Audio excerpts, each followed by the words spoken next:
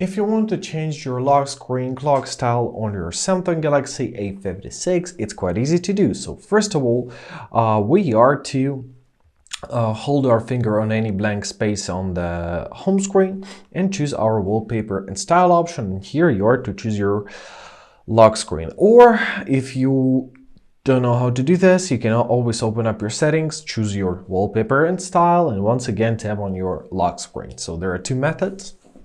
Now tap on your watch to adjust it. So first of all, you may choose your font and color, but let's go directly to style.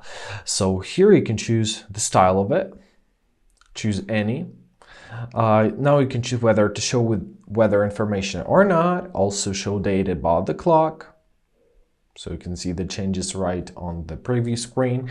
Also, you can set up font and color if your clock style loves that, and you can choose a color or like a gradient. I'll stick to this one.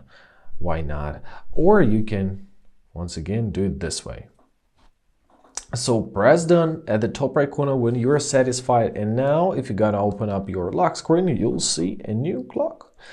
And I hope this video was helpful. Thank you so much for watching. Have a great day and please consider subscribing to our channel.